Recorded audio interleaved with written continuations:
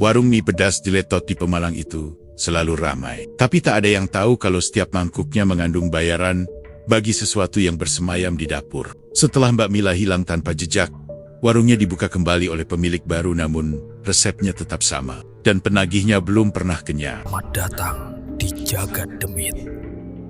Membuka gerbang dunia tak kasat mata. Aku masih ingat pertama kali mendengar nama Mbak Mila disebut-sebut oleh warga Kampung Kebong. Sebuah kawasan kecil di Pemalang yang biasanya tenang menjelang maghrib. Bukan karena ia orang baru, bukan juga karena ia membawa masalah. Justru sebaliknya, ia membawa rezeki yang terlalu deras, terlalu cepat. Sampai orang-orang mulai bertanya-tanya dari mana asalnya. Semuanya bermula dari satu warung sederhana yang ia dirikan di pojok jalan, dekat pertigaan tempat anak-anak sering nongkrong setelah pulang sekolah. Warung itu menjual satu menu utama yang katanya bikin ketagihan mie pedas jelitet. Pada awalnya, tak ada yang aneh. Warungnya kecil, bangkunya dari kayu, spanduknya pun dicetak dengan warna menyala, tapi tipis kualitasnya. Namun entah mengapa, hanya dalam hitungan hari saja, antreannya sudah mengular panjang. Pekerja pabrik, anak SMA, sopir truk, sampai ibu-ibu pengajian, semuanya rela menunggu lama hanya demi semangkuk mie pedas yang katanya berbeda dari pedas manapun di Pemalang. Warga mulai saling bisik, "Wong durung seminggu buka, kok aiso rame ngono?" kata Bu Sarmi suatu sore ketika aku lewat depan tokonya. Nada suaranya setengah iri, setengah takut. Lalu ada pula Pak Darun, tukang ronda, yang sejak dulu paling peka terhadap perubahan kecil di lingkungan kampung. Ia mengangguk pelan dan berdeham, seolah sudah melihat lebih jauh dari sekadar antrean pelanggan. "Aku ki kurang shreg mas sana singgora beres. Wong masak mie kok sak cepet ngono. Rasanya tetep pado. Wong ngantri ora putus-putus." Malam itu aku ikut duduk di pos ronda sambil menyeruput kopi sachet. Dari pos itu warung Mbak Mila terlihat jelas. Walau hanya sepotong bangunannya yang terhalang pagar rumah warga. Lampunya selalu terang. Lebih terang dari lampu-lampu warung lain di sekitar situ. Setiap 2 menit sekali, terdengar suara tutup panci dibuka, ditutup, dibuka lagi. Dan selalu ada asap yang membubung, tipis, tapi tak pernah berhenti. "Sing masak kira capek po?" tanya Pak Darun sambil menunjuk ke arah dapur warung itu. "Wong pelanggan. Terus ae, nek jam 10, bengi wae, isehana sing ngantri." Aku mengangkat bahu. Tak tahu harus menjawab apa, tapi jujur saja, aku pun merasa ada yang berbeda. Bukan pedasnya mie itu. Bukan cara Mbak Mila melayani pelanggannya ramah. Bahkan terlalu ramah untuk ukuran orang yang sibuk mengaduk panci panas sepanjang hari. Yang aneh adalah atmosfer warung itu seperti punya magnet tersendiri. Seakan orang yang lewat di depannya langsung merasa lapar atau merasa perlu mencicipi meski sudah makan sebelumnya. Beberapa kali aku melihat anak-anak muda yang baru pertama kali datang, memesan dengan ragu tapi pergi dengan wajah pucat dan mata berbinar seperti kecanduan. Mereka akan kembali keesokan harinya, dan keesokan harinya lagi, sampai tidak ada hari tanpa mie pedas jeletot Mbak Mila. Mereka tidak peduli seberapa pedas, seberapa sakit perut mereka setelahnya. Mereka hanya ingin kembali. Kabar semakin liar ketika seseorang menyebut bahwa mie buatan Mbak Mila punya aroma yang tidak bisa dijelaskan. Ada yang menyebutnya wangi daun jeruk yang tajam. Ada yang bilang seperti wangi daging panggang. Tapi ada juga yang mengatakan aroma itu mirip bau anjir halus sekali, tapi terasa menusuk ketika pedasnya mulai menggigit lidah. Namun orang-orang tetap datang. "Pokoknya enak mas. Pedas tapi beda. Nendang," kata seorang pemuda bernama Danu yang kutemui sedang mengipas-ngipas wajahnya selepas makan. Namun di balik tawa ringannya, aku melihat sesuatu yang tak biasa. Matanya merah, bukan karena cabai, tetapi seperti terlalu lama begadang atau habis menangis. Yang aneh lagi, saat ia bangkit dari kursi, kakinya sedikit goyah, seperti kehilangan tenaga. Ada pula cerita yang datang dari ruko samping warung. Pemilik ruko itu, Pak Kasan, yang tokonya jarang buka, beberapa kali lewat depan warung sepulang dari salat Isya. Ia melihat hal yang menurutnya sulit dijelaskan. Kata dia, setiap kali melintas, ia tak pernah melihat Mbak Mila benar-benar memasak. Hanya panci besar yang terus bergoyang perlahan, seolah ada tangan lain yang mengaduknya. "Mila inang, ngarep we, senyum-senyum karo pelanggan. Tapi nang mburi, panci adalah gerak dewe. Aku ra ngono-ngono mas." Tapi mataku iki ora salah. Ketika ia menceritakan itu, beberapa warga merinding dan menuduhnya mengarang. Namun perlahan, Desas-desus lain mulai menyusul. Ada yang bilang pernah melihat bayangan tinggi berdiri di belakang gorden dapur. Ada pula yang mengaku mendengar suara bisikan ketika lewat sendirian di dekat warung selepas tengah malam. Meski begitu, tak ada yang benar-benar berani mengungkapkan kecurigaan di depan Mbak Mila. Ia terlalu ramah, terlalu manis, dan terlalu menyenangkan untuk dicurigai. Bibirnya selalu tersenyum, tapi matanya, kalau diperhatikan baik-baik, seperti menyimpan sesuatu yang tak ingin diketahui orang lain. Sesuatu yang gelap, dalam, dan tidak manusiawi. Aku sempat membeli semangkuk mie jeletot itu pada malam Jumat. Hanya untuk merasakan sendiri apa yang sebenarnya membuat warung itu begitu ramai. Saat Mbak Mila menyodorkan mangkuknya padaku, ia berkata dengan suara lembut, "Hati-hati yo, mas, nek level loro wis ora kuat, ojo maksa. Miku, kadang, ora cocok karo wong sing ati, adalah ringkih." Cara ia mengucapkannya membuatku merinding. Padahal kata-katanya terdengar biasa. Tapi tatapan matanya seperti bicara lebih banyak dari apa yang ia ucapkan. Seolah ia tahu aku sedang mengamati, bukan sekadar membeli. Dan malam itu, ketika aku menyuapkan sendokan pertama, aku mulai mengerti kenapa banyak orang ketagihan dan kenapa banyak pula yang ketakutan. Pedasnya bukan sekadar pedas. Ada sensasi aneh yang merayap dari lidah ke tenggorokan. Seperti ada sesuatu yang bergerak perlahan, membesar, lalu menghilang sebelum bisa kutelan. Rasanya seperti pedas yang hidup sejak malam itu. Desas-desus warga tak lagi sekadar obrolan kosong. Mereka mulai meyakini bahwa ada sesuatu yang bersemayam di dapur warung mie pedas jeletot itu. Sesuatu yang membuat warung Mbak Mila tak pernah sepi sedetik pun. Sesuatu yang membuat pelanggan datang tanpa henti, tapi pulang dengan tatapan kosong seperti kehilangan sebagian dirinya. Dan entah kenapa, aku merasa apapun yang terjadi di warung itu baru saja dimulai. Sesuatu yang lebih besar, lebih berbahaya, dan mungkin lebih lapar dari pedasnya mie jeletot itu sendiri. Sejak malam pertama aku memutuskan untuk mengamati warung Mbak Mila lebih serius. Ada sesuatu yang terus mengusik pikiranku. Bukan hanya pedas mie jeletotnya yang terasa seperti sedang menggerogoti batas nalar. Tetapi sesuatu di balik cara warung itu beroperasi. Warung kecil yang tidak pernah benar-benar tidur. Bahkan ketika seluruh kampung sudah mematikan lampu dan menutup pintu, warung itu justru seperti baru bangun. Aku tahu karena malam itu, sekitar pukul 11:30, aku melewati depan warung sepulang dari rumah kerabat. Jalanan sudah kosong, hanya suara jangkrik dan angin yang menyelusup di sela-sela rumah warga. Tapi di ujung sana, warung mie pedas jeletot itu masih menyala terang. Terlalu terang untuk sebuah warung kecil. Terlalu hidup untuk sebuah dapur yang seharusnya sudah berhenti bekerja. Dari kejauhan aku bisa melihat bayangan seseorang bergerak cepat di balik tirai dapur. Tapi gerakannya tidak seperti manusia yang sedang memasak. Terlalu cepat, terlalu panjang bayangannya. Saat aku mendekat, bayangan itu mendadak lenyap. Seolah tahu ada seseorang yang datang. Di depan warung, aku melihat sosok Mbak Mila duduk sendirian di kursi plastik, memegang buku catatan kecil. Ia seperti sedang menghitung sesuatu, tapi yang membuat bulu kuduku berdiri adalah ekspresi wajahnya. Fokus, dingin, dan sama sekali tidak menyadari keberadaanku. Padahal aku berdiri hanya beberapa meter dari tempatnya, seakan ia sedang mendengar bisikan dari sesuatu yang tak terlihat. "Lo MPO, belum tutup?" tanyaku, pelan. Ia mendongak, tersenyum, senyum yang aneh. Tidak seperti biasanya, hampa, tapi dipaksakan agar terlihat ramah. "Belum mas, masih ada pesanan." Aku menoleh ke dalam warung. Tidak ada satupun pelanggan. Bahkan kursi-kursinya sudah dibalik. "Pesan? Siapa yang pesan tengah malam begini?" Ia mengalihkan pandangannya ke dapur, lalu kembali menatapku dengan senyum yang lebih tipis. "Wis, mas, sing penting bayar." Cara ia menjawab membuat percakapan terasa seperti jalan buntu. Tidak ada penjelasan, hanya pernyataan yang seolah menutup diskusi. Aku mengangguk canggung dan pura-pura hendak pergi, padahal kakiku masih terpaku di tempat. Baru beberapa langkah menjauh, aku mendengar suara dari dalam dapur. Suara panci besar yang diseret. Bunyinya berat, seperti logam tua yang bergesekan dengan lantai. Suara itu diikuti bunyi duk-duk-duk, seperti seseorang sedang menumbuk sesuatu di dalam wadah besar. "Ada orang di dalam, Mbak?" tanyaku tanpa sadar. Wajah Mila berubah datar. "Ada. Bantuanku." "Lah, kok tadi saya lihat kamu sendirian?" Ia menatapku lebih lama dari seharusnya. Tatapan yang membuat tengkukku kaku. "Mas, malam-malam gini jangan tanya banyak-banyak." "Endak." Aku tersenyum kaku, mencoba mencairkan suasana. "Saya cuma penasaran. Soalnya tadi bayangannya besar banget.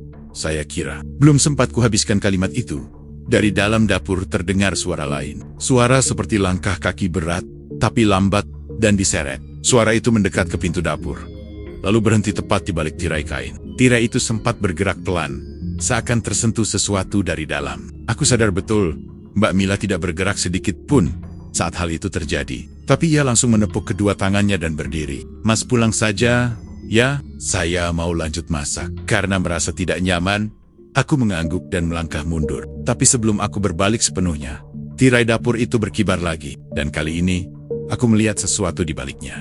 Hanya sekelebat, seperti tangan panjang berwarna gelap, dengan jemari yang terlalu kurus dan terlalu banyak ruas. Jemari itu tampak memegang gagang panci, lalu menariknya perlahan ke dalam. Aku hampir terpleset mundur. Mbiok itu sih. Mila menatapku tanpa senyum. Mas, jangan lihat-lihat bagian belakang warung saya lagi. KB, sing masak kene, wis cocok karo aku. Ora, usah dicampuri. Nada suaranya berubah. Lebih berat, lebih rendah, seolah bukan berasal dari tenggorokannya sendiri. Aku menelan ludah. Merasa dadaku tiba-tiba sesak. Ingin menanyakan lebih jauh, tapi tubuhku seperti menolak. Mbak, itu kok. Cengk. Mas, potongnya cepat. Pulang, aku menurut.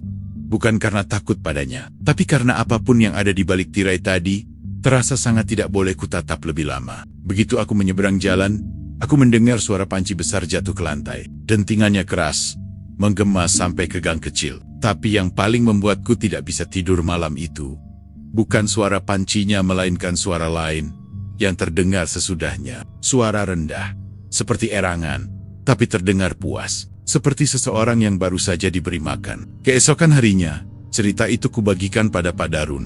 Ia tidak kaget, hanya menghisap rokoknya dalam-dalam, lalu berbisik pelan agar tak didengar angin sekalipun. Mas, iki baru permulaan. Wong-wong kene wis ngomong saka wingi-wingi. Warung Mbiok miliki ora mang dagangi. Ono sing bantu nang buri, sing dudu wong. Aku, Darun melanjutkan, aku wis sering ronda bengi. Warung itu ora tau mati, Mas.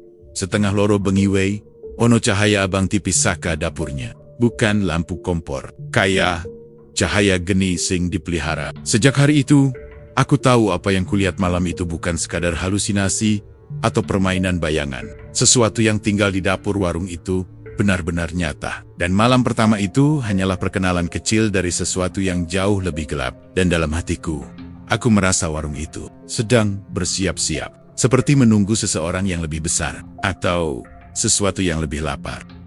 Aku kira kejadian malam itu banggan aneh. Di dapur dan suara panci yang bergerak sendiri hanya akan menjadi cerita yang terpotong di kepalaku. Sesuatu yang bisa kutepis sebagai rasa penasaran berlebih. Tapi dugaan itu runtuh pada hari ketika pelanggan pertama tumbang. Hari ketika semua warga akhirnya mengakui bahwa mie pedas Jeletot Mbak Mila bukan sekadar makanan biasa. Pelanggan itu adalah Dede, anak laki-laki Bu Sarmi. Usianya baru 12 tahun. Anak yang cerewet dan selalu tertawa keras setiap kali lewat depan warung. Beberapa kali aku melihat Dede datang untuk membeli mie bungkus atas permintaan teman-temannya. Tapi hari itu, entah karena dorongan atau keberanian yang kebablasan, ia memutuskan untuk makan di tempat. Katanya ingin mencoba level baru yang diciptakan Mbak Mila. Pagi itu matahari terasa terik, tapi warung Mbak Mila tetap penuh. Dede datang dengan langkah sombong khas bocah yang merasa dirinya berani. Aku kebetulan sedang berdiri tak jauh dari pintu warung, menunggu pesanan. Saat melihatku, ia menyuring Mas. Aku tak nyobak level ting anyar lo, level nerd, katanya sambil menepuk dadanya sendiri. Aku tertawa kecil, tapi entah kenapa jantungku terasa berat. Cek, oh ho, mie Mbak Mila kui pedas tenan. Mas aja mesake, awak mulo. Dede hanya menggoyangkan tangan, meremehkan. Pedas tok Mas. Aku yo kuat lah.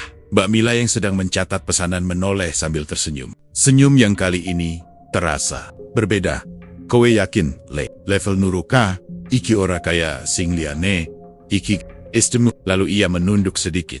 Suaranya mengecil seperti berbisik. Sing mangan, kudu ati gede. Aku tidak tahu apakah Dede mendengarnya, atau hanya menganggap itu sebagai tantangan. Tapi ia mengangguk dengan semangat. Aku kuat Mbak. Disitulah semuanya dimulai. Mbak Mila menuju dapur. Suara panci terbuka. Sesuatu dituangkan, lalu ditutup lagi dengan bunyi yang berat. Ada aroma pedas menusuk muncul dari dapur pedas yang tidak seperti cabai biasa. Pedas itu terasa seperti menempel di tenggorokan, meski belum dimakan. Semakin lama, semakin menyengat. Bahkan beberapa pelanggan yang sedang menunggu mulai batuk kecil, seolah aromanya masuk ke paru-paru mereka. Setelah beberapa menit, mangkuk itu keluar. Warna kuahnya merah gelap.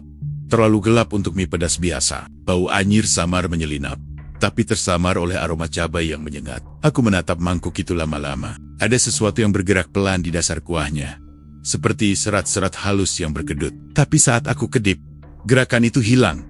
"Monggole," kata Mila sambil mendorong mangkuk ke hadapan Dede. "Dimakan pelan-pelan." Ya, Dede langsung menyerang mangkuk itu tanpa pikir panjang. 1 suapan, 2 suapan, 3 suapan. Awalnya ia masih bercanda dengan beberapa orang yang menonton. Tapi tak lama kemudian, tawanya mereda. Matanya mulai memerah. Bukan seperti orang kepedasan, tapi seperti sedang menahan tangis. Ia menunduk. Gelas es teh di tangannya bergetar. "Dek, wis cukup, ojo diteruske," kataku spontan. Ia manglang, tapi tubuhnya semakin goyah. Wajahnya memucat secara perlahan. Kontras dengan kuah merah yang mengalir dari sudut bibirnya. Seketika suasana warung berubah. Tidak ada yang berani bersuara. Semua hanya menatap punggung Dede yang mulai membungkuk. Tiba-tiba, Dede meraih dadanya. Napasnya terputus-putus. Matanya melebar. Pupilnya membesar seolah melihat sesuatu yang sangat menakutkan. Ada yang panas masuk ke sini. Ia menunjuk ke tenggorokannya. Kaya, ana sing laku. Nen, aku melangkah maju, tapi langkahku terhenti ketika Dede melemparkan badannya ke belakang dan tubuhnya jatuh menghantam lantai dengan keras. Suaranya membuat beberapa orang berteriak. Mangkuk mie terbalik. Kuah merahnya mengalir seperti darah, merembes ke celah-celah ubin. Dede kejang, bukan kejang biasa. Tubuhnya melenting seperti ditarik dari 2 arah. Dari mulutnya keluar busa putih bercampur merah. Dan di sela-sela busa itu, aku melihat sesuatu bergerak. Sekilas seperti benang hitam tipis. Seolah berusaha keluar dari tubuhnya, tapi terjegal oleh tenggorokannya sendiri. Lalu hilang. Bu Sarmi datang berlari. Wajahnya panik dan berantakan. "Dede, ya Allah, Dede, opo singko? Pangan!" Ia memeluk anaknya, mengguncang bahunya. Dede sudah tak sadarkan diri. Hanya tubuhnya yang masih bergetar kecil. Beberapa lelaki membantu mengangkatnya ke motor untuk dibawa ke puskesmas. Suara tangis Bu Sarmi menggema, membuat udara terasa semakin menekan. Aku menoleh ke arah Mbak Mila. Ia berdiri tenang. Terlalu tenang untuk seseorang yang baru saja melihat pelanggan kecilnya hampir mati di depan mata. Tangannya terlipat, dan ekspresi wajahnya datar tanpa kepanikan. "Aku wis ngelingna," katanya pelan. "Level neroka aki ora kanggo sembarang uang." Nada suaranya seperti menyalahkan Dede. Tapi yang membuatku merinding adalah tatapan matanya saat melihat kuah merah yang mengalir di lantai. Ia menatapnya seperti seseorang yang kehilangan barang berharga. Seolah setiap tetesan kuah itu punya nilai tersendiri baginya. Begitu Dede dibawa pergi, para pelanggan bubar satu persatu dengan wajah pucat. Tapi sebelum warung benar-benar kosong, aku melihat sesuatu yang membuat tubuhku lemas. Dari balik tirai dapur, ada tangan gelap, panjang, dan kurus itu lagi. Kali ini, jelas terlihat. Jemari itu meraba lantai, menyentuh sisa kuah merah yang tercecer. Lalu seperti menjilat sesuatu yang tidak tampak olehku. Saat menyadari aku melihatnya, tangan itu mundur perlahan, lalu menghilang ke balik tirai secepat bayangan. Mila menutup tirai itu dengan gerakan halus, lalu menatapku. "Mas, ojo sirito, sembarangan soal iki. Miku ora salah. Sing ora ku, yo biasane sing hatine ringkih." Aku tidak menjawab. Tidak, hanya berdiri dan menahan tubuhku agar tidak gemetar. Hari itu, warga resmi mulai takut. Desas-desus yang sebelumnya hanya bisik-bisik kecil, berubah menjadi pembicaraan serius. Ada yang bilang mie itu mengandung sesuatu. Ada yang bersumpah melihat kuahnya berdenyut sebelum disajikan. Ada yang mengatakan Mila mendapat risiko gaib di dapur. Tapi satu hal yang pasti Dede adalah korban pertama. Dan intuisi gelap di perutku mengatakan, bukan yang terakhir. Warung itu tidak berhenti. Tidak berkurang pembelinya. Karena entah bagaimana, setiap orang yang melewati aroma pedasnya tetap akan datang. Dan lapar. Terlalu lapar. Seolah ada sesuatu dalam warung itu yang memanggil mereka untuk datang. Dan mungkin yang memanggil mereka bukan Mbak Mila. Sejak kejadian Dede pingsan di warung, aura kampung berubah. Orang-orang yang sebelumnya saling berebut duduk di bangku kayu warung itu, kini mulai memilih bungkus saja. Bahkan beberapa hanya berani memesan lewat telepon. Seolah jarak bisa membuat mie itu lebih aman. Tapi meski rasa takut mulai merayap ke setiap sudut, pesanan tidak pernah surut. Justru semakin banyak, terlalu banyak. Seolah ketakutan warga malah menjadi bahan bakar baru bagi warung itu. Lalu datanglah pengakuan yang membuat bulu kuduk seluruh kampung berdiri. Cerita dari seorang kurir bernama Rangga. Rangga adalah kurir ojek online yang paling sering mengambil pesanan dari warung Mbak Mila. Ia masih muda, baru 23 tahun, wajahnya selalu terlihat lelah, tapi tidak pernah menolak pekerjaan. Orangnya ramah, suka bercanda, dan biasanya tidak percaya hal-hal gaib. Namun sejak malam itu, ia tampak berbeda. Ia sering duduk sendirian di pos ronda, merokok tanpa henti. Matanya kosong seperti sedang menyembunyikan sesuatu. Aku mendekatinya pada suatu malam, ketika ia terlihat gelisah. Tangannya gemetar memegang rokok. Ngeger, kowe kok kaya wong kelangan dalan. Enak apa? Rangga menelan ludah, lalu menatapku sebentar. Mas, aku kudu cerita. Nek ora tak omong ke, aku luwih ora iso turu. Ia meremas rokoknya sendiri sampai hancur. Nafasnya tersengal. 2 dina kepungkur, katanya. Aku nampak pesanan mie pedas jeletot dari warung Mbak Mila. Tapi pesanan iki, beda mas. Aneh tenan. Aku duduk di sampingnya. Anapai, ia memejamkan mata sejenak, lalu mulai bercerita. Malam itu, ia menerima pesanan berupa 3 mangkuk mie level tertinggi level Noruka. Nama penerimanya hanya tertera sebagai Pak S. Tanpa nomor telepon, tanpa catatan, tapi pembayaran sudah lunas. Awalnya aku biasa wae, kata Rangga. Tapi pas ngambil pesanannya, aku mulai curiga. Mangkuknya ditutup rapid, terus Mbak Mila ngomong pelan banget, ojo sampai tumpah. Katanya, kuahnya sensitif. Aku mengangguk pelan. Serius. Lalu aku lihat ekspresi Mbak Mila. Mas, biasa. Wajahnya tambah pucat, tapi matanya kayak seneng, kayak wong ngenteni sesuatu. Pas aku ninggal warung, aku sempat ndelok bayangan gedening dapur, tapi aku wes ora berani merhatiin. Rangga melanjutkan ceritanya dengan suara lebih rendah.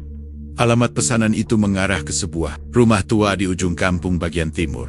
Rumah yang sebenarnya sudah lama kosong. Rumah itu milik seorang pria bernama Sastro, warga lama yang sudah meninggal hampir 6 tahun lalu. Rumahnya dibiarkan tak terurus.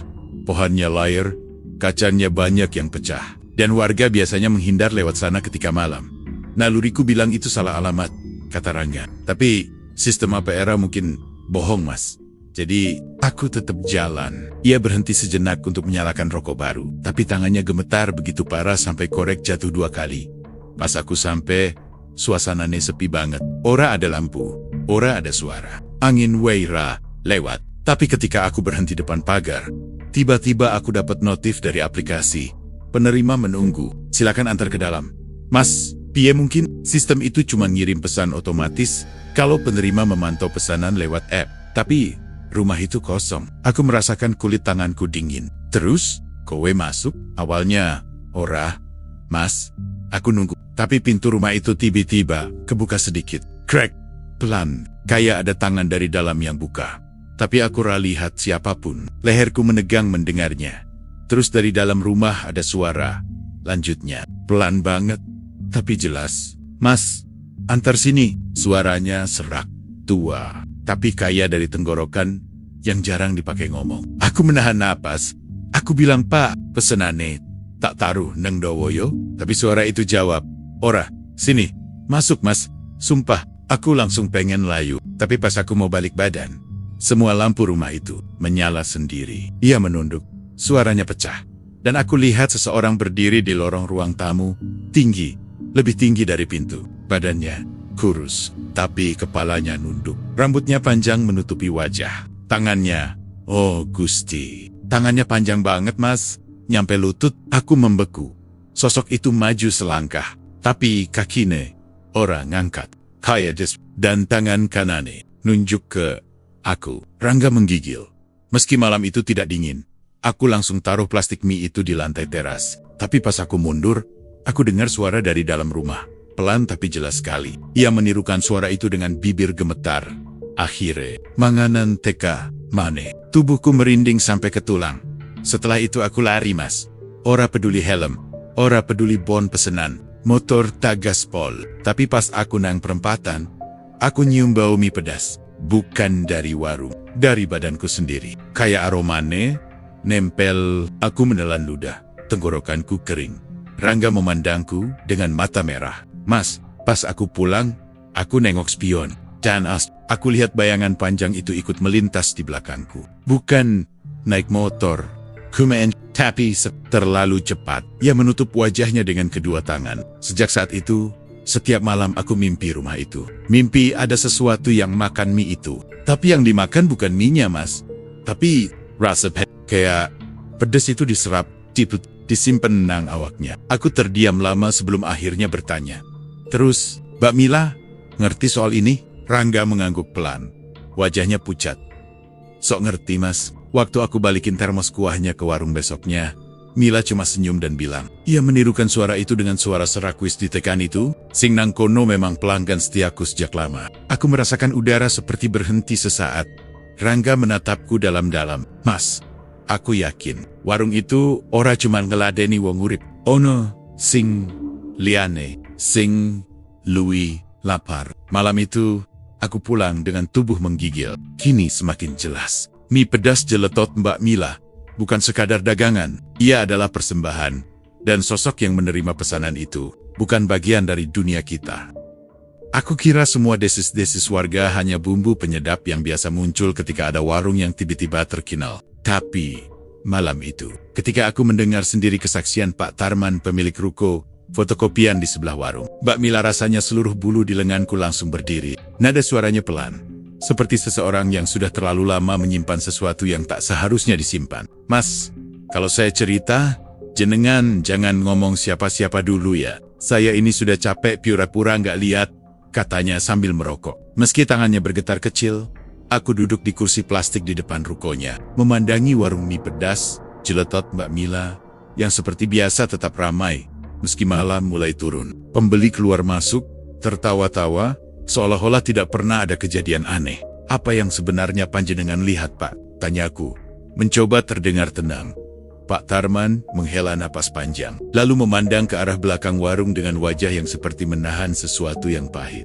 Pertama kali saya lihat itu sekitar 2 bulan lalu. Waktu itu saya belum curiga apa-apa. Cuma, saya pikir itu mungkin saudaranya Mbak Mila yang bantu di dapur. Ia terdiam, lalu berkata dengan suara semakin kecil, tapi semakin lama. Kok tambah? Nggak masuk akal. Aku mencondongkan tubuh. Nggak masuk akal bagaimana, Pak? Ia akhirnya bercerita. Malam itu, ia sedang menutup ruko. Jam menunjukkan hampir pukul 11. Hampir semua toko di deretan itu sudah gelap. Kecuali warung mie pedas Mbak Mila yang masih menyala terang. Lampu-lampu neon memancar seperti biasa. Tapi ada satu hal yang membuatnya berhenti saat akan menggembok pintu. Ada bayangan tinggi banget, Mas. Berdiri di belakang dapur. Cing. Aduh, jangan kaget ya. Itu lebih tinggi dari pintu belakang. Katanya dengan nada bergetar. Saya kira itu cuma pantulan. Tapi waktu itu anginnya lagi kenceng. Tirai plastik belakang itu berkibar. Dan saya melihat jelas. Bayangan itu nggak ikut bergerak. Aku menelan ludah. Maksudnya, ya Mas, tirainya goyang. Tapi bayangannya tetap tegak. Tidak berubah. Tidak bergerak. Seperti nempel sama lantai. Ia menunduk. Menekan rokoknya. Saya pikir saya salah lihat. Tapi 3 hari kemudian, saya lihat lagi. Kali ini lebih jelas. Ia bercerita bagaimana suatu malam ia ke belakang ruko untuk menyalakan pompa air. Ia lewat di samping warung. Saat itu warung sudah mau tutup. Lampu dapur tinggal 1. Dari sela-sela papan, ia melihat sesuatu berdiri tepat di belakang kompor, tempat Mbak Mila biasa meracik mie. Sesuatu yang terlalu tinggi untuk disebut manusia, dengan bahu yang terlalu lebar dan kepala yang terlalu condong ke samping seperti sedang memperhatikan seseorang dari belakang. Saya lihat Mbak Mila sendiri di dapur. Dia lagi ngulek sambal sambil bersenandung kecil. Tapi di belakangnya, Mas, tepat 2 langkah dari dia, ada sosok hitam gelap banget. Gelap sampai lampu dapur saja nggak bisa tembus. Ia memejamkan mata sebentar. Tapi yang bikin saya masih kebawa mimpi itu bukan cuma tinggi atau bentuknya, tapi cara sosok itu bergerak. Aku merasakan kulit tengkukku mendingin. Gerak bagaimana, Pak? Mas, sosok itu nggak jalan. Dia seperti meluncur perlahan. Nggak ada langkah, nggak ada suara. Waktu Mbak Mila berpindah ke meja sebelah, sosok itu ikut bergerak. Tapi bukan seperti manusia. Menggeser diri. Kayak bayangan yang diseret angin. Ia memandangku tajam. Dan yang paling aneh, Mas, Mbak Mila sama sekali tidak bereaksi. Seolah-olah dia tahu sosok itu ada di sana. Dato Mala, sudah biasa. Aku menarik napas panjang, mencoba memproses semuanya. Bapak yakin itu bukan orang atau pegawai yang bantu di dapur? Pak Tarman menggeleng cepat. Orang mana yang tingginya hampir 2 meter lebih, Mas? Dan kalau itu orang, kenapa setiap saya lihat, sosok itu selalu menghadap Mbak Mila? Tidak pernah tampak wajahnya. Hanya bayangan gelap. Lagi pula, saya tahu semua pegawainya. Yang kerja cuma Mbak Mila sendiri. Tidak ada orang lain di dapur. Tidak pernah. Ia menatap lantai. Setiap malam kalau sudah sepi, saya dengar suara aneh dari dapurnya. Kadang seperti suara langkah diseret. Kadang suara jendela dipukul dari dalam. Tapi paling sering, suara seperti orang berbisik keras. Tapi bahasanya nggak saya kenal. Aku merasakan dadaku mengencang. Berbisik apa, Pak? Pak, ia menggelang. Bibirnya mengerucut ngeri. Bukan bahasa Jawa. Bukan bahasa apapun yang pernah saya dengar. Nada suaranya rendah, panjang. Seperti sesuatu yang sedang memanggil atau menuntut. Dan setiap kali suara itu muncul, lampu dapur warung selalu berkedip. Suasana mendadak senyap. Bahkan suara kendaraan yang lewat terasa jauh. Pak Tarman melirikku, matanya merah karena kurang tidur. Mas, saya ini bukan orang yang percaya hal-hal begituan. Tapi sejak saya lihat sosok itu 3 kali, saya tahu ada sesuatu yang gak benar di warung itu. Dan saya gak berani cerita ke warga. Takut dibilang ngibul. Lagian, siapa juga yang mau percaya? Aku menatap warung itu. Dari luar, tampak normal. Dari luar, semuanya kelihatan baik-baik saja. Tapi, setelah mendengar cerita Pak Tarman, aku sadar ada sesuatu yang jauh lebih gelap yang tersembunyi di balik aroma mie pedas itu. Lalu tiba-tiba dari arah dapur, terdengar suara sendok jatuh. Kami berdua refleks menoleh. Dari jendela kecil yang ditutupi tirai, aku melihat sesuatu bergerak cepat. Sesuatu yang tinggi. Sesuatu yang tidak seharusnya berada di sana. Pak Tarman langsung berdiri. Wajahnya pucat. Ia berbisik lirih. Nah, Mas, itu yang saya maksud. Dia masih ada di sana. Aku tidak lagi merasakan angin malam. Yang kurasakan hanyalah dingin yang menyusup sampai tulang. Dan firasat bahwa apapun yang disembunyikan Mbak Mila sudah mulai memperhatikan kami juga. Sejak mendengar kesaksian Pak Tarman, pikiranku terus terbayang-bayangan tinggi yang ia lihat di belakang dapur warung mie pedas. Mbak Mila. Awalnya aku menganggap cerita itu hanya ketakutan berlebih seseorang yang kebanyakan lembur malam. Tapi semakin lama ku perhatikan, semakin banyak hal yang tidak masuk akal. Terutama ketika aku mulai mendengar sendiri desas-desus warga. Desas-desus yang selama ini hanya dibisikkan pelan. Bukan karena mereka tidak percaya, tetapi karena mereka takut sesuatu mendengarnya. Namanya warga kampung. Gosip adalah makanan sehari-hari. Tapi gosip tentang Mbak Mila ini beda. Orang tidak membahasnya sambil tertawa-tawa. Mereka membahasnya sambil menunduk. Suaranya seperti menahan napas agar tidak terdengar. Pertama kali aku mendengarnya dari 2 ibu-ibu yang sedang duduk di pos ronda sambil menunggu anaknya pulang mengaji. Mereka tidak sadar aku lewat ketika salah satunya berbisik. Aku ra ngerti, tapi kok rasane warung kui ana sing embantu. Nanging, Dudu, Manungso, dan ibu yang satu lagi buru-buru menepuk lengannya, menyuruhnya berhenti bicara. Aku pura-pura tidak dengar, tapi kata-kata itu mengikuti langkahku sampai rumah. Beberapa malam kemudian, desus-desus itu semakin jelas. Kali ini dari Pak Dekaryo, orang tua yang paling sering nongkrong di warung kopi dekat pertigaan. Wajahnya serius ketika aku bertanya pelan, Pak De, jenengan pernah dengar apa-apa soal warungnya Mbak Mila? Awalnya ia hanya tersenyum hambar, tapi matanya tidak menunjukkan tawa. Kowe ojo takon sembarangan le, katanya pelan. Sing jening ke bab kaya ngono kui. Nenek ketok ora percaya. Nanging nenek diresapi kok yo. Logis. Logis bagaimana, Pak De? Ia merendahkan suara, memastikan tidak ada telinga lain. Warenj durung setahun. Tapi rejekina koyo banyubah. Wong sakampung kok mendadak kecantol. Saben bengi mesti antri. Lekok izo. Pasar we. Kaloan. Aku menelan ludah. Karena memang benar. Tidak ada promosi. Tidak ada selebaran. Tidak ada ulasan viral. Warung itu seperti tiba-tiba meledak. Tanpa sebab, tanpa penjelasan. Pak Dekaryo melanjutkan.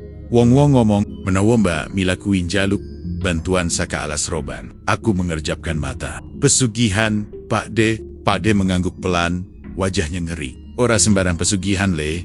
Pesugihan alas roban kui beda. Dudu cuma tumbal. nanging kudu duwe pendamping. Pendamping apa? Ia memandangku lama sebelum menjawab.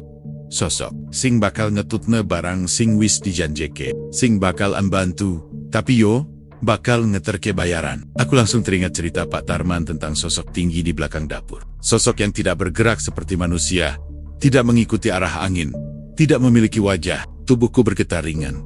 Warga liane pado weruh ndak, Pak Dekaryo menghela napas panjang. Siji loro mungkin pernah merasakan. Salah sijine sing kerja jadi tukang ojek online. Dheweke ngomong wektu nganter pesenan tengah malam. Pas nyerahimi, Mbak Mila ra ngomong sepatah kata. Ningsing mbukake lawang. Dudu Mbak Mila, dheweke ngomong sing mbukake kuwi koyo bayangan. Duore, ora lumrah. Nanging ngelangkah, alis banget. Terus driver it esuke langsung meriang telung dina. Cerita itu membuat tengkukku seperti disiram es. Semakin hari, semakin banyak cerita kecil yang saling merangkai. Ada yang bilang setiap malam Jumat, lampu belakang warung sering berkedip bersamaan dengan suara seperti angin berat yang menggesek tanah. Ada juga cerita dari anak-anak muda yang nongkrong di angkringan seberang, mengatakan bahwa mereka beberapa kali melihat Mbak Mila melongok ke belakang warung dan berbicara lirih, seperti sedang berbicara dengan seseorang yang tidak terlihat. Aku mencoba memikirkan cara paling logis untuk membantah semua itu. Mungkin memang ada pekerja laki-laki yang tidak diketahui warga. Mungkin juga Mbak Mila punya saudara tinggi besar yang sesekali datang membantu. Tapi saat semua cerita berkumpul di kepalaku, semuanya terasa terlalu cocok, terlalu sinkron seperti potongan puzzle yang sengaja dipisahkan agar tidak terlihat. Lalu, malam ketika aku pulang dari ruko Pak Tarman, aku bertemu Mas Pur, satpam kompleks perumahan kecil di dekat pasar. Ia baru selesai ronda dan langsung menyapaku. Setelah sedikit bosi-bosi, aku memberanikan diri bertanya, Mas Pur, jenengan pernah lihat atau dengar yang aneh soal warung mie pedas itu? Mas Pur yang biasanya santai, malam itu wajahnya berubah serius. Ia menoleh kanan kiri sebelum berkata pelan, aku tahu lihat sesuatu Mas. Delok apa? Waduh, nenek aku krito. Jangan dicerna mentah-mentah. Tapi aku sumpah orang ngibul. Waktu itu jam loro bengi, aku lewat dekat warung itu. Orange wis tutup. Lampu padam semua. Tapi aku ndelok ana, bayangan neng jeron. Tinggi bang, jerok lambat. Tapi jelas ono. Bayangan manusia. Dudu, iku luwih gede. Kayak siluet wit sing melengkung. Tapi ana di dalam ruangan. Miring. Koyo ora punya tulang. Aku merasakan perutku mulas mendengar deskripsinya. Mas Pur yakin itu bukan pencuri? Aku penjaga keamanan puluhan tahun Mas. Aku ngerti bedane wong mlebu karo sesuatu sing ora nempel bumi. Ia lalu menambahkan satu hal yang membuatku bener-bener yakin bahwa semua desas-desus warga mengarah ke satu titik. Pesugihan. Sosok kui hilang pas aku deketi. Tapi sebelum hilang, aku jelas dengar suara kayak napas. Napas panjang banget. Ngos-ngosan. Tapi bukan napas manusia. Don barku, ada bau tanah basah. Bau hutan. Persis kayak bau alas roban. Aku tidak tahu bagaimana menjawabnya. Semua cerita ini, dari ibu-ibu pos ronda, tukang ojek, satpam, sampai Pak Dekaryo. Semuanya mengarah ke hal yang sama. Bahwa warung itu punya sesuatu yang tidak terlihat. Sesuatu yang berasal dari tempat yang sudah lama dikenal sebagai lorong gaib, Jawa Tengah. Tempat banyak kecelakaan terjadi. Tempat banyak kisah gelap berasal. Alas roban. Tidak peduli seberapa keras aku mencoba menyangkal. Ada satu kenyataan yang mulai tidak bisa kutolak. Apapun yang dilihat Pak Tarman di belakang dapur, mungkin memang bukan dari dunia ini. Dan kalau benar Mbak Mila terlibat pesugihan seperti itu, berarti sesuatu sedang menunggu bayaran. Bayaran yang tidak akan pernah murah. Sejak desas-desus tentang pesugihan alas roban itu mulai memenuhi kepala, aku berusaha menjaga diriku tetap waras. Masuk akal atau tidak, semua cerita warga selalu punya ruang untuk dilebih-lebihkan. Itulah yang terus kupegang, agar tidak ikut larut dalam ketakutan. Tapi keyakinan itu runtuh pada malam ketika kabar hilangnya seorang mahasiswa menyebar begitu cepat. Secepat aroma mie pedas jeletot Mbak Mila yang selalu menguar di sudut jalan. Namanya Reza, mahasiswa semester akhir, yang kosnya tidak jauh dari warung itu. Banyak orang mengenalnya sebagai anak baik, supel, jarang macam-macam. Sehari-hari ia sibuk mengerjakan skripsi, sambil sesekali mengambil order ojek online untuk tambahan uang makan. Tidak ada yang aneh darinya. Sampai malam ketika ia memutuskan mencoba level setan, menu pedas paling ekstrem, yang hanya sedikit orang berani pesan. Sore sebelum Reza hilang, Aku kebetulan melihatnya sedang duduk di bangku kecil depan warung. Ia bersama dua temannya. Dari kejauhan, aku mendengar mereka bersenda gurau sambil menunjuk ke papan menu besar yang memajang level setan dengan gambar api melahap huruf-hurufnya. Salah seorang temannya menggoda, "Za, kowe yakin? Level setan iki seng katanya cuma dimakan orang nekat." Reza tertawa, mencabut masker dan berkata, paling cuma pedas doang. Biar besok skripsiku cepat kelar. Kali aja pedasnya bikin melek." Mbak Mila yang waktu itu sedang melayani, tersenyum. Senyum yang entah mengapa terasa berbeda. Sejak aku tahu semua cerita warga. Senyumnya seperti menyimpan sesuatu. Bukan senyum ramah penjual makanan, tapi senyum yang terlalu lebar untuk wajah sekecil itu. Ia menatap Reza sejenak, lalu berkata pelan, "Level setan. Ya, sudah siap bayar reganya?" Reza Turkika mengira itu hanya candaan. Ia mengangkat jempol. "Gas, Mbak. Saya mau coba." Mbak Mila mengangguk sedikit. Tatapannya kosong sesaat. Seakan ia menunggu sesuatu menjawab dari belakang dapur. Lalu ia berbalik tanpa kata. Aku menyaksikan semuanya sambil berdiri di seberang jalan. Sesuatu dalam diriku ingin menyela Reza, ingin memperingatkannya, ingin mengatakan bahwa sesuatu yang tak seharusnya ada ikut memasak setiap mie yang keluar dari dapur itu. Tapi aku tidak punya bukti, tidak punya keberanian. Dan akhirnya hanya bisa diam, menjadi saksi yang kelak menyesal. Sekitar 10 menit kemudian, semangkuk mie merah gelap keluar dari dapur. Warnanya tidak seperti cabai biasa. Merahnya terlalu dalam, terlalu pekat sampai terlihat seperti cairan yang diaduk dari dasar kuali yang tak pernah disentuh matahari. Reza langsung menyendok, meniup sebentar, lalu menelan suapan pertamanya. Ia baru mengunyah 3 detik ketika wajahnya berubah. Banyak orang yang kepedasan akan panik, berkeringat, minum, atau batuk-batuk. Tapi Reza tidak melakukan itu. Wajahnya tidak memerah, matanya tidak berkaca-kaca. Ia hanya mendadak diam, menatap ke satu titik di belakang dapur, seperti melihat sesuatu yang hanya bisa dilihat orang tertentu. Temannya menepuk bahunya. Beres ya?" Tidak ada jawaban. Reza perlahan meletakkan sendok, lalu berdiri. Gerakannya seperti orang tidur sambil berjalan. Tanpa bicara, tanpa pamit, ia melangkah ke arah samping warung. Kebetulan mengarah ke jalan kecil menuju pemakaman desa yang tak banyak orang lewati. Teman-temannya kebingungan, memanggil, "Za, hei Za, mau kemana?" Tapi Reza tetap berjalan lurus, tidak mempercepat langkah, tidak menoleh. Tubuhnya seperti ditarik oleh sesuatu yang tidak terlihat. Mbak Mila hanya berdiri di depan pintu dapur, memandangi punggung Reza pergi. Tatapannya datar. Tidak ada tanda-tanda terkejut atau cemas. Seolah apa yang terjadi itu sesuatu yang sudah biasa. Sesuatu yang sudah sering ia lihat.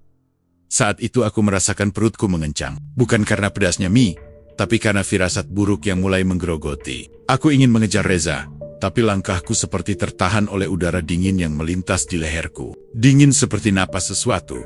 Teman-temannya mengejar hingga ke tikungan, tetapi kembali dengan wajah pucat. "Mas, dia hilang," kata salah satunya ketika berlari ke arahku. "Baru tadi di depan, cuma beberapa langkah. Tapi pas kami belok, nggak ada siapa-siapa. Kayak menguap." Kami segera menyisir jalanan kecil itu. Lampu-lampu, jalan memang minim. Tapi mustahil seseorang yang berjalan biasa bisa hilang begitu saja dalam hitungan detik. Kosong, hanya suara jangkrik dan angin yang seperti membawa aroma tanah basah. Kabar menghilangnya. Reza menyebar malam itu juga. Makin banyak warga ikut mencari. Bahkan polisi sempat datang. Tapi jejaknya nihil. Tidak ada jejak kaki. Tidak ada petunjuk. Tidak ada barang yang tertinggal. Hilangnya benar-benar bersih. Seperti seseorang yang memang sengaja dijemput oleh sesuatu yang tak bisa dilihat mata manusia. Satu hal yang membuatku semakin yakin bahwa Reza bukan sekadar tersesat atau kabur. Adalah cerita dari Mas Pur, satpam yang kebetulan lewat dekat pemakaman beberapa menit setelah kejadian. Ia bercerita, "Aku dengar suara langkah Mas, tapi bukan langkah orang. Langkahnya berat, kayak kaki besar yang diseret, tapi suaranya cuma sebentar. Setelah itu, angin di situ dingin banget. Padahal jalanan lain biasa way." Ia menelan ludah sebelum menambahkan, "Waktu aku nengok ke arah pemakaman, aku lihat bayangan tinggi banget. Tinggi, ora, wajar. Berdiri di belakang pohon, cuma beberapa detik. Terus, aku kira aku salah lihat. Tapi, pas aku cium udara sekitarku, baunya itu Mas. Bau tanah hutan tua. Bau alas robon." Setelah itu, warung Mbak Mila tetap buka. Seperti biasa, pembeli tetap ramai. Seakan tidak terjadi apa-apa. Mbak Mila tetap tersenyum seperti biasanya. Seolah kehilangan pelanggan bukan hal yang perlu dipikirkan. Sementara itu, keluarga Reza masih menunggu kabar di kosnya. Handphone Reza tidak aktif. Dompet dan tas kecilnya masih di warung. Semua yang ia miliki ada di sana, kecuali dirinya. Malam, setelah kejadian itu, warga mulai berbisik bahwa level setan bukan sekadar makanan pedas, melainkan bagian dari bayaran tambal korban. Pertama dari janji yang harus ditebus oleh sesuatu yang bersemayam di belakang dapur warung itu. Dan yang paling membuatku tidak bisa tidur malam itu adalah satu kalimat yang terus muncul di kepalaku, kalimat yang diucapkan Mbak Mila sebelum membuatkan mie untuk Reza. Sudah siap bayar harganya. Sekarang aku tahu bahwa itu bukan candaan. Itu peringatan. Atau mungkin Anda. Setelah hilangnya Reza, suasana kampung berubah pelan-pelan. Tidak ada yang berani membicarakannya dengan suara keras. Tapi tatapan orang-orang setiap melewati warung mie pedas, Mbak Mila sudah tidak sama lagi. Bukan lagi tatapan penasaran atau kagum karena warung itu selalu ramai, melainkan tatapan waspada. Tatapan orang yang berusaha tidak memancing sesuatu yang sedang tertidur. Aku juga bigit, setidaknya sampai malam, ketika semuanya mencapai puncaknya. Malam ketika aku sadar bahwa apapun yang menghuni dapur itu bukan sekadar bayangan, bukan sekadar rumor pesugihan, melainkan sesuatu yang hidup dan lapar. Malam itu hujan turun sejak sore, membuat jalanan becek dan sunyi. Hujan seringkali membuat warung-warung lain sepi. Tapi warung Mbak Mila justru tetap ramai. Orang-orang berlindung sambil menyeruput mie pedas panas, sehingga uap dan aroma cabai menyelimuti sepanjang trotoar. Aku berhenti di depan ruko Pak Tarman, menunggu hujan reda. Dari tempatku berdiri, aku bisa melihat ke arah dapur warung melalui celah tirai plastik. Biasanya tirai itu bergerak pelan tertiup angin. Tapi malam itu menempel diam, seperti ditempel sesuatu dari dalam. Saat aku hendak memalingkan wajah, terdengar suara dentingan logam dari dalam dapur. Bukan sekali, tapi 2 kali, lalu 3 kali. Semakin keras, seperti panci besar yang dipukul dari dalam. Suaranya nyaring, dalam, dan bergetar, membuat jantungku ikut melonjak. Beberapa pembeli menoleh, tapi mengira itu suara biasa orang memasak. Hanya aku dan 2 orang yang duduk di luar yang terlihat benar-benar terganggu. Aku mulai merasa ada sesuatu yang salah ketika lampu dapur berkedip 3 kali, kemudian menyala redup, seperti kehabisan tenaga. Saat itu pula, aku melihat sesuatu yang membuat tenggorokanku mengering. Panci besar di sudut dapur bergerak sendiri. Perlahan, seperti didorong tangan tak terlihat. Tutupnya bergeser sedikit, mengeluarkan suara gesekan logam yang panjang dan menusuk. Aku memperhatikan dengan mata tak berkedip. Panci itu lalu bergetar kuat, bergoyang ke kanan dan ke kiri. Tidak mungkin itu disebabkan air mendidih. Gerakannya terlalu ekstrem, seperti ada sesuatu yang berusaha keluar. Tutup pancinya terangkat sedikit, lalu jatuh kembali. 2 kali, 3 kali. Setiap kali terangkat, terdengar suara mengerang dari dalam suara rendah, tercekik, seperti seseorang yang mencoba bernapas dari dasar air. Aku tak sadar tubuhku mundur selangkah. Salah satu pembeli yang duduk tak jauh dariku berbisik, "Mas, sampean lihat juga?" Aku belum sempat menjawab ketika suara lain muncul. Suara yang membuat semua keributan di warung terhenti sesaat. Suara pekikan pendek, tinggi, seperti suara seseorang yang dagingnya ditarik paksa. Teriakan itu datang dari arah dapur. Teriakan yang bukan milik Mbak Mila. Warung langsung senyap. Semua orang menoleh ke dapur, menunggu penjelasan. Tapi yang muncul bukanlah Mbak Mila, melainkan bayangan besar yang bergerak pelan di balik tirai plastik. Bayangan itu tinggi, jauh lebih tinggi dari batas pintu. Bahunya menyentuh balok kayu atas. Kepalanya miring, mengintip ke arah kerumunan. Tidak ada yang melihat wajahnya, karena bayangan itu terlalu gelap, terlalu tebal. Seperti potongan malam yang dipaksa masuk ke ruangan bercahaya. Tirai plastik berkibar sedikit, namun bayangan itu tidak bergerak mengikuti. Ia berdiri diam di sana, seolah-olah sedang menghitung siapa saja yang berada di ruangan itu. Membawi mereka, menilai mereka.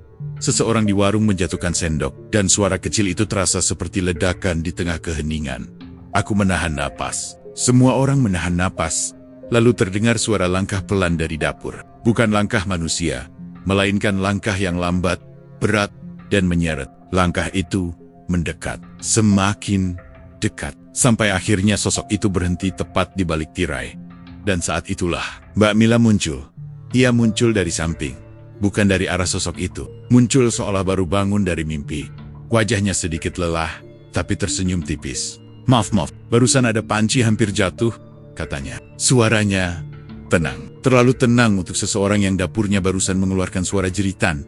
Seolah tidak terjadi apa-apa. Ia mendekat ke pembeli dan berkata, "Siapa yang pesan level setan? Ini sudah siap." Tapi aku melihatnya saat ia menunduk untuk mengambil mangkuk. Matanya melirik ke belakang tirai. Lirikannya cepat tapi jelas. Seperti seseorang yang memastikan sesuatu tetap pada tempatnya. Sesuatu yang ia tahu keberadaannya.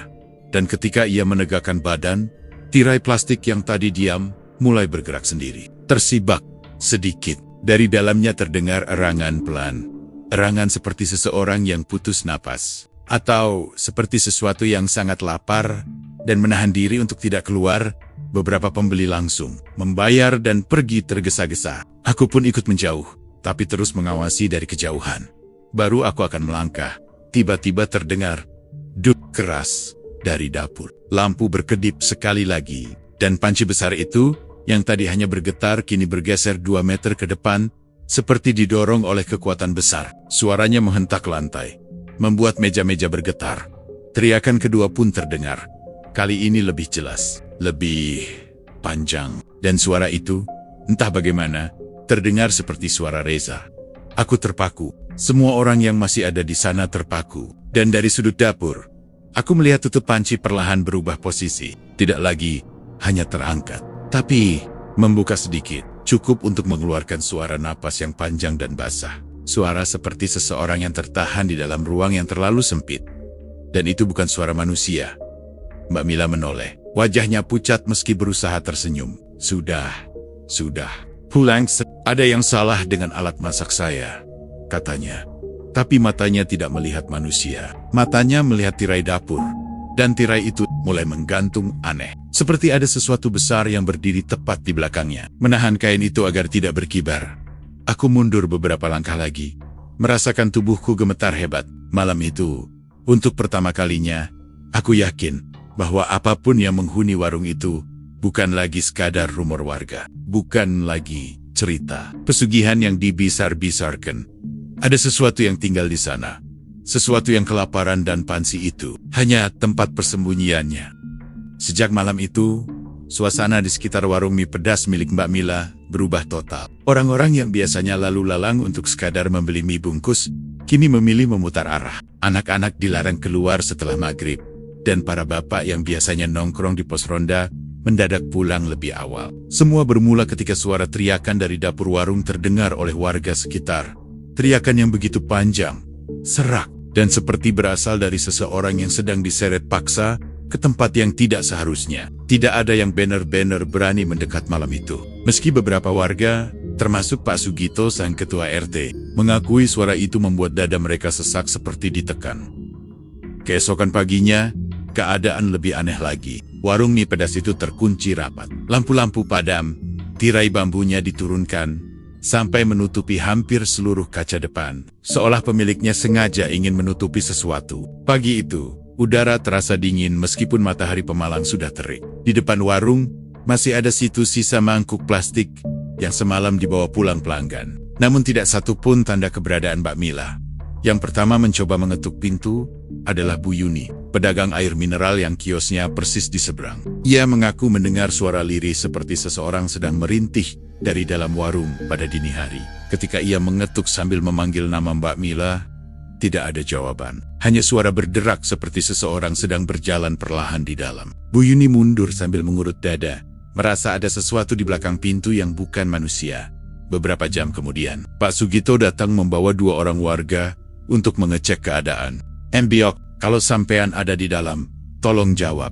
Begitu katanya. Tapi tetap saja, tidak ada suara. Akhirnya mereka memutuskan membuka pintu paksa. Ketika kunci berhasil didorong dan pintu bergeser beberapa sentimeter, aroma aneh langsung keluar, bukan bau bumbu mie pedas. Bukan juga aroma dapur yang tidak dibersihkan. Bau itu lebih dekat kepada sesuatu yang terbakar. Seperti rambut atau daging yang hangus. Dan bercampur dengan wangi pedas menyengat yang menusuk hidung.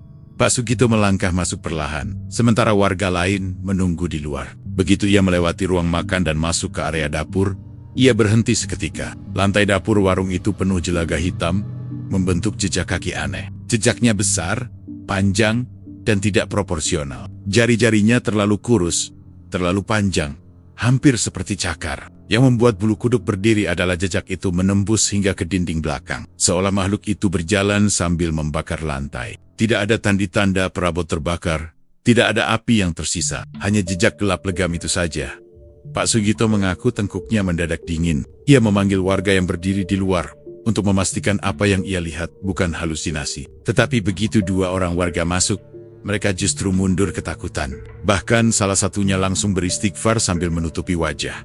Yang lebih mengganggu adalah keadaan peralatan masak. Panci besar yang biasa digunakan Mbak Mila merebus mie berdiri terbalik di tengah lantai. Padahal beratnya tidak mungkin bisa jatuh dengan mudah. Di bagian dalamnya, ada bekas goresan panjang seperti cakaran. Bukan seperti sendok atau spatula. Goresan itu berputar spiral. Seolah ada sesuatu yang berusaha keluar dari dalam panci. Mbak Mila ndak ada. "Ini Pai," tanya salah satu warga dengan suara bergetar. Pak Sugito memeriksa ruangan belakang yang biasanya dipakai Mbak Mila untuk istirahat. Tempat tidur masih rapi, dompet masih ada, bahkan handphonenya tergeletak di samping bantal. Semua barangnya tertinggal, seakan ia pergi terburu-buru, atau seakan ia tidak pernah keluar dari ruangan itu dengan caranya sendiri. Tidak ada tanda perkelahian, tidak ada barang hilang, tidak ada jejak orang keluar dari pintu belakang. Yang ada hanyalah jejak kaki hangus itu, makin lama makin mengarah ke panci besar di dapur, dan berhenti di sebelahnya. Seolah sesuatu muncul di tempat itu, dan seseorang menghilang di titik yang sama. Salah satu warga, Mas Leri, mengaku melihat sesuatu di dinding. Ia menunjuk coretan samar seperti bekas tangan, panjang, dan menghitam. Bentuknya bukan tangan manusia, lebih mirip tangan dengan 4 jari besar. Tingginya hampir mencapai dada orang dewasa. Bekas itu mengering seperti arang, meninggalkan tekstur kasar di permukaan tembok. Sejak temuan itu, rumor berkembang cepat. Ada yang bilang Mbak Mila dipanggil makhluk dari perjanjiannya. Ada juga yang bilang ia sengaja disembunyikan oleh penjaga warungnya karena waktunya membayar sudah datang. Sebagian warga yang percaya mistis yakin bahwa kesuksesan warung itu bukan semata-mata karena racikan bumbu atau keberuntungan, melainkan ada harga yang harus ditebus.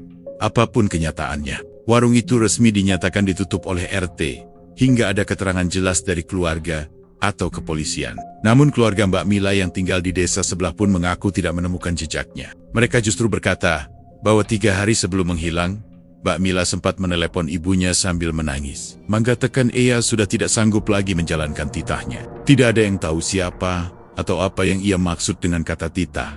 Sejak hari itu, tidak ada seorang pun yang berani membuka kembali pintu warung itu. Siang terasa panas, tapi udara di sekitar warung selalu dingin. Kadang, ketika lewat tengah malam, warga mengaku mencium aroma pedas menyengat, bercampur bau gosong dari dalam. Ada juga yang mendengar suara panci diketuk pelan-pelan, seperti seseorang sedang memasak. Tapi setiap kali diperiksa, warung itu tetap kosong, gelap, dan terkunci. Yang paling mengusik adalah kabar dari Pak Sugito sendiri. Ia mengaku beberapa hari setelah kejadian, saat ia melewati depan warung, ia melihat tirai bambu bergoyang, padahal malam itu tidak ada angin sama sekali. Lalu dari balik celah tirai, ia melihat sesuatu seperti bayangan tubuh kurus tinggi menunduk, berdiri tepat di area dapur. Tidak bergerak, tidak bernapas, hanya menatap keluar seolah menunggu sesuatu kembali datang. Dan di Pemalang, nama Mbak Mila kini hanya tinggal desas-desus. Sebagian percaya ia ditelan pesugihan yang dulu membesarkan warungnya. Sebagian lagi merasa ia masih berada di dapur itu. Tidak sepenuhnya hilang, hanya berada di sisi lain tempat yang tidak bisa dijangkau manusia biasa. Yang jelas, sejak hari ia menghilang, tidak ada satupun warung mie pedas di daerah itu yang berani memakai nama Jeletot lagi. Seolah menyebutnya saja, bisa mengundang sesuatu yang dulu pernah hadir di tengga-tengga mereka.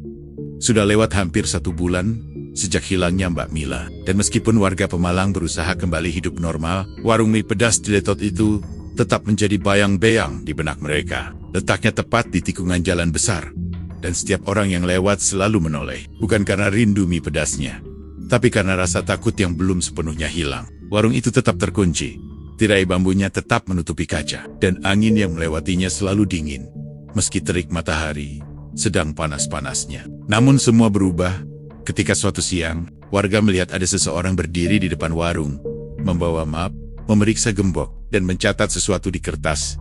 Seorang pria muda yang mengaku bernama Damar, datang dari luar kota. Katanya dia membeli warung itu dari seorang kerabat jauh Mbak Mila.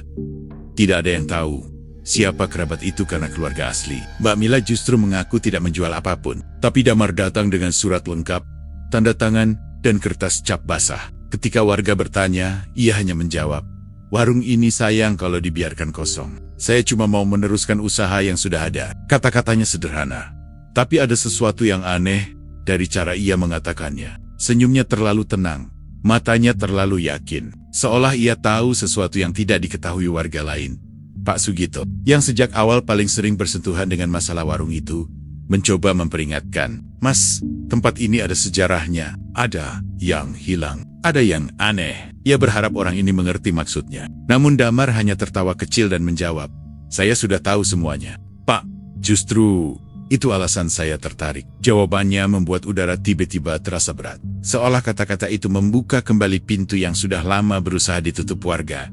Dalam beberapa hari, warung itu dibersihkan, dicat ulang, dan dipasang papan nama baru. Tapi yang membuat bulu kuduk warga meremang adalah ketika Damar tetap memakai nama menunya, sama persis seperti dulu mie pedas jelitet. Bahkan lebih aneh lagi, aromanya yang mulai tercium dari dapur warung itu. Bukan aroma wajan baru, bukan aroma bumbu yang sedang diuji coba. Baunya identik dengan mie jeletot racikan Mbak Mila pedas pekat, anyir samar, dan meninggalkan sensasi panas di tenggorokan hanya dengan menciumnya dari jalan.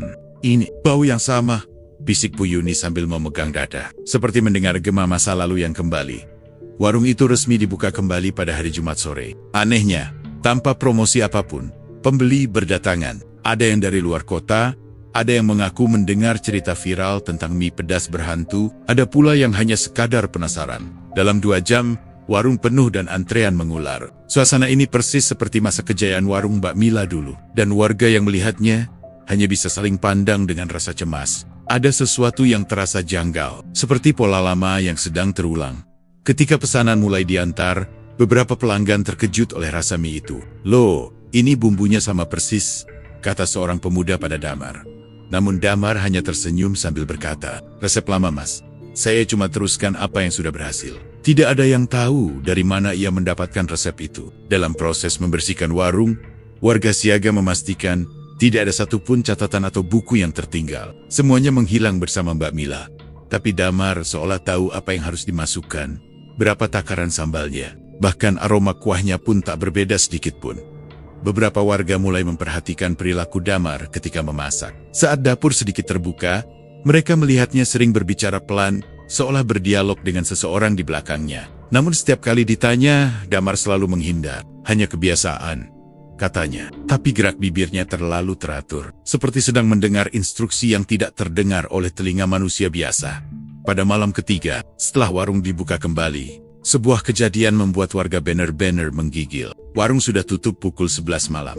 Jalanan sepi. Namun Pak Raji, pengemudi ojek yang kebetulan lewat, melihat sesuatu dari celah tirai warung. Ia mengaku melihat bayangan tubuh tinggi, kurus, dan membungkuk, berdiri di sebelah Damar yang sedang merapikan dapur. Makhluk itu tidak bergerak, hanya berdiri, menghadap panci besar di tungku panci yang bentuknya sangat mirip dengan milik Mbak Mila dulu. Semakin hari, semakin banyak pelanggan yang datang. Anehnya, sebagian dari mereka hanya datang sekali, lalu tak pernah terlihat lagi. Ada yang bilang, mereka sedang bepergian keluar kota. Ada yang katanya sibuk bekerja, tetapi ada beberapa yang benar-benar menghilang dari lingkungan sekitar. Sama seperti mahasiswa bernama Fajar dulu. Hilang tanpa jejak, setelah mencoba menu pedas paling ekstrem. Warga mulai takut, tetapi tidak bisa berbuat apa-apa karena warung itu secara hukum sah. Tidak ada bukti kriminal, dan pembelinya datang atas kemauan sendiri.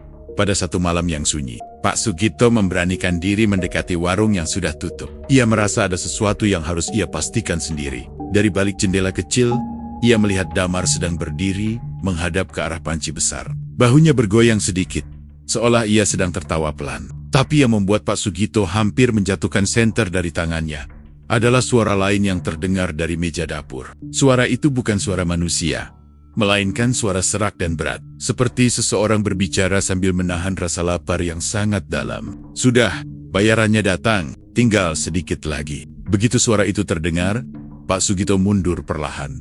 Napasnya tercekat, dan ia nyaris melarikan diri ketika melihat bayangan hitam kurus di dinding dapur bergerak mendekati Damar. Suaranya semakin jelas. Dan ia bersumpah, suara itu bukan suara makhluk hidup yang ia kenal. Keesokan harinya, warga mulai bisik-bisik lagi. Semua orang sadar sesuatu telah kembali ke warung itu. Bukan Mbak Mila, bukan damarnya, melainkan sesuatu yang bersembunyi di balik resep pedas itu. Sesuatu yang haus akan bayaran dan tidak pernah kenyang. Dan sampai hari ini, warung itu masih buka. Pembeli masih ramai. Mie pedasnya tetap jadi favorit. Tapi bagi warga sekitar, bau bumbu pedas yang menyengat itu bukan lagi aroma makanan. Itu adalah pertanda bahwa perjanjian lama belum selesai. Penagihnya masih di dapur. Resepnya masih digunakan. Dan warung itu tidak pernah benar-benar mengganti pemiliknya. Yang berubah hanyalah wajah manusianya saja. Makhluk di balik resep itu tetap sama. Terus menunggu, terus meminta, dan tidak pernah memberi secara cuma-cuma.